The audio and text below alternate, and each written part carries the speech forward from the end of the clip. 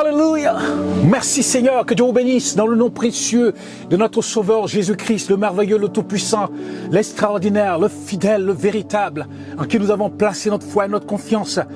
Merci Saint-Esprit, merci Père éternel. Oui, ce matin nous voulons partager encore la parole de Dieu et comme je le dis chaque fois, nous voulons tirer la substance nécessaire et en faire une application spirituelle pour nos vies, afin d'aller de gloire en gloire et de victoire en victoire avec le Seigneur. Amen. Eh bien, c'est la suite de mon message de dimanche dernier. Kangaku, avec le pasteur Christ Ndikumana, eh bien, il y a eu quelque chose d'extraordinaire qui s'est passé en Côte d'Ivoire. Près de 500 000 personnes rassemblées à un seul lieu. Et le Seigneur a guéri, le Seigneur a délivré, le Seigneur a fait des choses extraordinaires. Des âmes se sont données au Seigneur Jésus-Christ à Songon. Et c'est vraiment merveilleux de voir cela. Le Seigneur n'a pas pris un Ivoirien. Le Seigneur sait ce qu'il fait. Il a pris un de ses enfants, un de ses serviteurs qui vient du Burundi. Les gens ne parlent pas beaucoup du Burundi, mais le Seigneur va faire quelque chose avec le Burundi. C'est un des pays les plus pauvres, on dit, mais c'est un des pays les plus riches spirituellement. Les gens ne se rendent pas compte. Le Seigneur prend les faibles pour confondre les forts. Dieu, il est comme ça. On ne peut pas le changer, afin que la gloire lui revienne à lui toute seule. Amen, amen. Dieu ne va pas prendre les forts pour confondre les faibles. Non, il prend les faibles pour confondre les plus forts. Et il a pris le frère Christ et il est venu. Ce n'est pas un pasteur, c'est un évangéliste, il n'a pas d'église. Vous savez, moi j'ai servi dans beaucoup d'assemblées et actuellement je n'ai pas d'église. Et des fois quand je vais dans certaines églises, les gens ils ne me présentent même pas. Alors que nous on a servi Dieu depuis longtemps. Ils ne me présentent même pas, mais ça fait pas, c'est pas grave. Je m'assois et j'écoute. Un peu comme le pasteur Christ, je m'assois et je m'écoute. Mais le Seigneur nous a appelés à faire autre chose. Voyez-vous, moi je bénis Dieu pour les pasteurs. Moi j'ai été pasteur. Mais le Seigneur nous appelle à faire autre chose dans son royaume. Alors mais quand tu arrives dans certaines églises et que tu n'es pas pasteur d'une assemblée, les gens ne te respectent pas. Ça c'est encore une erreur grave. Une erreur grave. Ils ne te présentent même pas. Des fois ils t'ignorent. Une erreur grave. Alors que nous sommes là pour le même combat, pour le même Seigneur, pour le même patron. Notre Seigneur.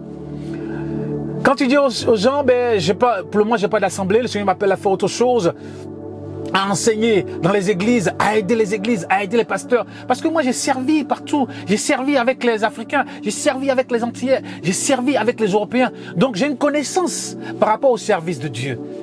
Mais des fois, quand j'arrive dans des assemblées, le pasteur me fait pas asseoir pour qu'on puisse discuter, parler. Par rapport à ce que je sais, je peux t'aider. Toi aussi, tu peux m'aider aussi. On peut discuter. Comment on peut faire pour que l'œuvre de Dieu avance? Mais des fois, il t'ignore complètement. Voyez-vous? Alors que nous sommes là pour le royaume de Dieu. Voyez-vous, Dieu, je prends le cas de la Côte d'Ivoire. Dieu va agir comme la Corée du Sud. Écoutez bien. Dieu va agir comme la Corée du Sud. La Corée du Sud, Dieu l'a béni dans les années 80-90 avec autant de Yanggi Show. La Corée du Sud avait eu des problèmes avec la Corée du Nord. C'était un pays vraiment qui était un peu pauvre. Était au même rang que la Côte d'Ivoire à l'époque. Mais ils nous ont dépassés. La Corée du Sud fabrique maintenant des voitures, fabrique tout ce qui est technologie, fabrique tout des voitures, des bateaux, ils fabriquent. Au niveau de la technologie, ils sont en avance. Et Dieu les avait bénis d'une façon extraordinaire avec le pasteur Yanggi Cho et d'autres pasteurs. Des millions de personnes se rassemblaient lorsque Billy Graham partait là-bas, lorsque des gens étaient bénis. Mais arrivé un moment, les gens ont compté sur leur discipline. Savez-vous que les Asiatiques, ils sont disciplinés. Ils sont excellents dans ce qu'ils font.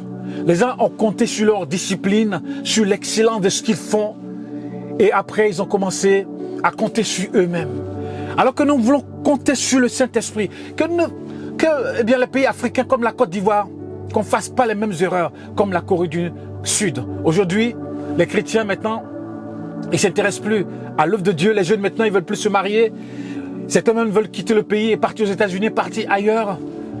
Ils ont abandonné Dieu, beaucoup ont abandonné Dieu. C'est sûr qu'il y a encore des églises là-bas, en Corée du Sud, mais c'est plus comme avant. Ils ont fait des erreurs, parce que Dieu les a bénis. Ils ont prospéré économiquement, ils ont prospéré dans tous les domaines technologiques, ils ont prospéré, ils sont devenus excellents, disciplinés. mais ils ne savent pas que tout ce qu'ils ont eu, c'est le Saint-Esprit qui les a aidés. C'est Dieu qui les a aidés. Et ils ont commencé à oublier Dieu, à compter sur leur technologie, à compter sur leur puissance. Qu'on ne fasse pas les mêmes erreurs, mais que nous puissions rendre toute la gloire à Dieu. Toute la gloire à Dieu. Priez pour le pays, pour la Côte d'Ivoire, pour les pays d'Afrique, pour le Gabon, pour le Cameroun, pour les pays d'Afrique, pour le Nigeria, le Niger, pour tous ces pays, l'Afrique du Sud, priez afin que, eh bien, le souffle du Saint-Esprit, pour l'Afrique de l'Est, pour le Burundi, pour tous ces pays, le Kenya, tous ces pays de l'Afrique de l'Est, Éthiopie, tous ces pays, pour que le souffle du Saint-Esprit puisse aller partout, nord, sud, ouest, est, partout en Afrique, que le Saint-Esprit puisse souffler. Alléluia. La colonisation est terminée. Les Européens rentrent dans leur pays. Les militaires rentrent dans leur pays. L'Afrique maintenant nous appartient. Et nous voulons maintenant exceller par le Saint-Esprit. Et ce que le Seigneur nous a montré à travers le frère Christ, c'est pour nous dire que nous devons marcher dans l'humilité. Marcher dans l'humilité. Et si nous marchons dans l'obéissance et l'humilité, Dieu va nous bénir. Dieu va nous ouvrir beaucoup de portes. Et beaucoup de pays africains vont être puissance économique. Afin d'aider même certains pays en Occident, en Asie. Dieu est capable. Dieu prend les faibles, les pays africains, pour confondre les forts. Est-ce que vous avez compris ça? Dieu va prendre les faibles pays africains pour confondre les forts, ceux qui se disaient forts, qui n'auront plus grand-chose. Mais ces pays africains vont venir les aider. Parce que les pays africains ont décidé d'être avec Jésus-Christ. Ont décidé de marcher avec le Saint-Esprit. Ont décidé de marcher avec le Père éternel. Et Dieu va le bénir puissamment. Vous savez que des fois, on fait des études. Les 10 secrets de ceci, les 5 secrets de ceci. Mais le Saint-Esprit, des fois, il mélange les cartes. Il dit, on recommence le jeu. C'est le Saint-Esprit qui décide. C'est le Saint-Esprit qui a le dernier mot.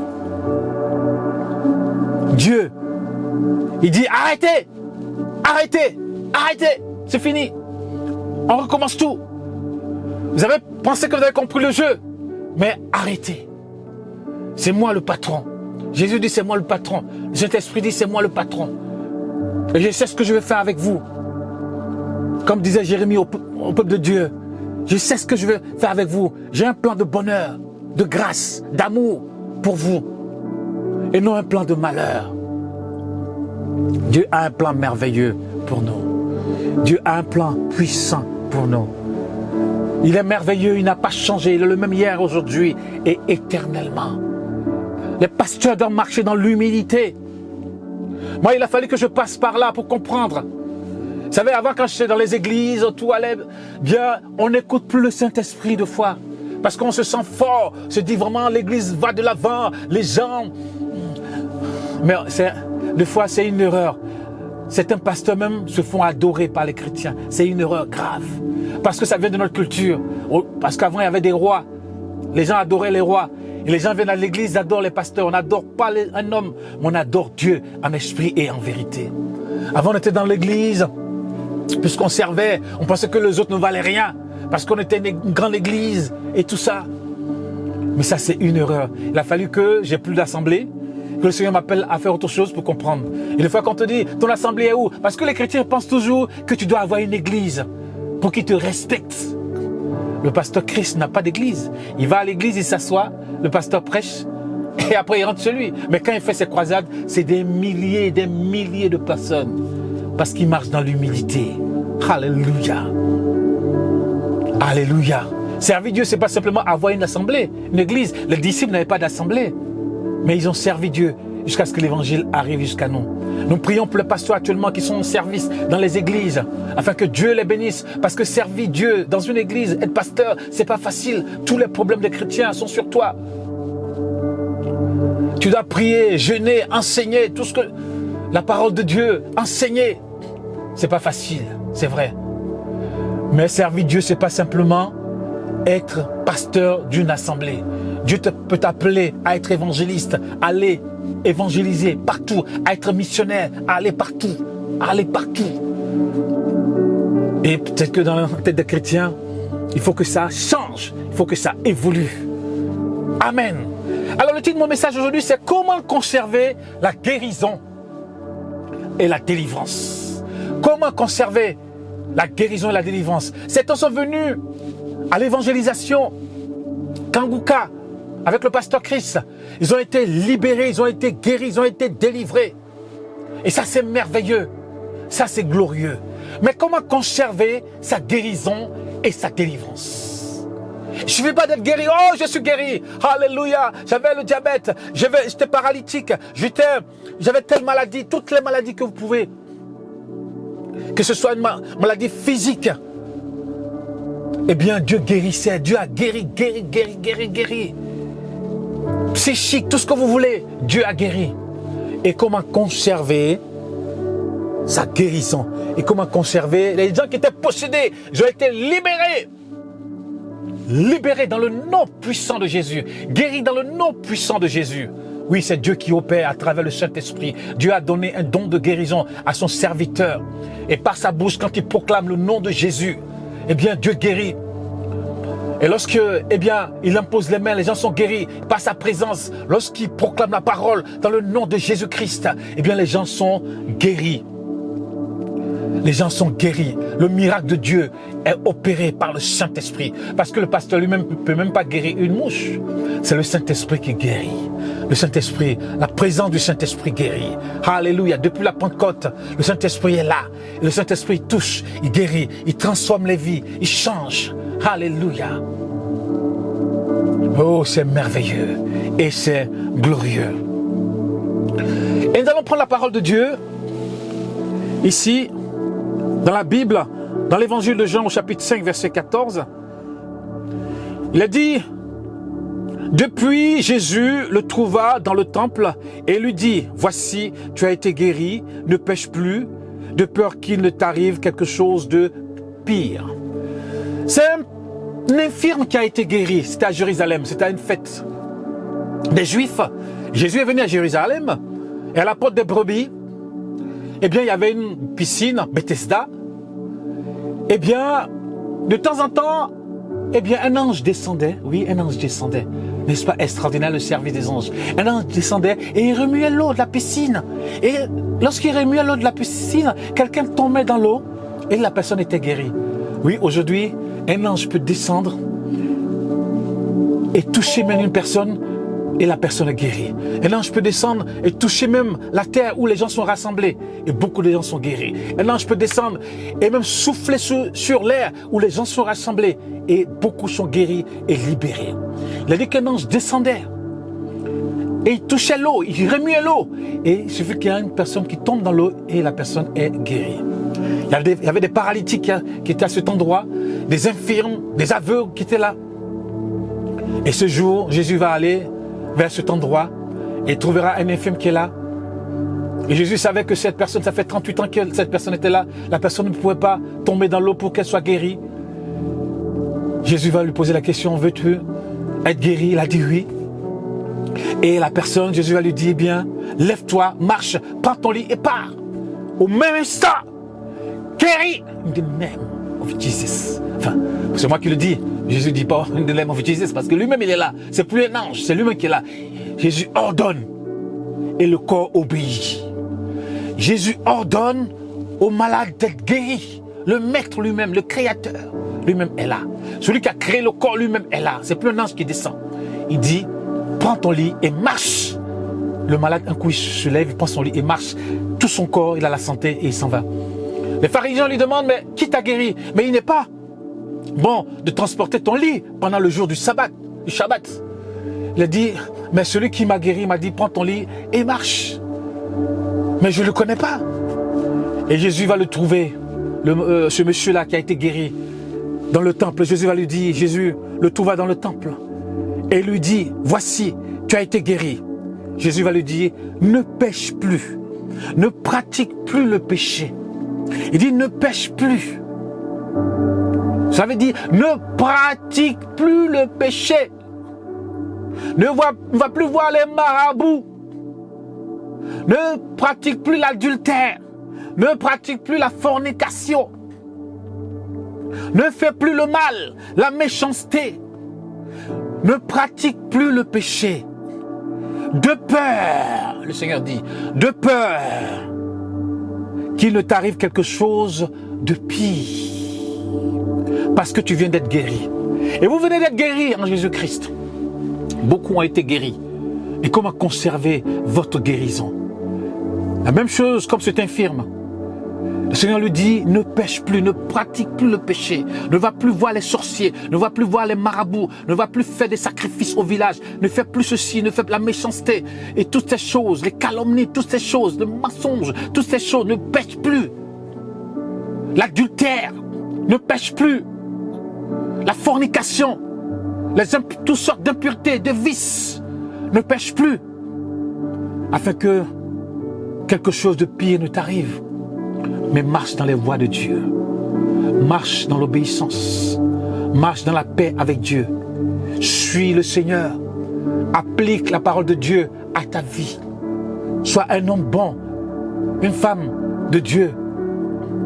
Sois un homme et une femme obéissant à la parole de Dieu, qui applique la parole de Dieu à sa vie, qui marche selon la parole de Dieu, dans la soumission et l'obéissance. Il dit ne pêche plus, ne pratique plus le péché, afin que rien depuis quelque chose de pire ne t'arrive. C'est le Seigneur lui-même qui le dit. Cela veut dire que si tu es guéri, mais tu continues de vivre comme avant dans le péché, eh bien quelque chose de pire va t'arriver. La maladie, d'autres maladies vont arriver. Parce que dans le péché, tu attrapes aussi des maladies, de pire encore, peuvent t'arriver.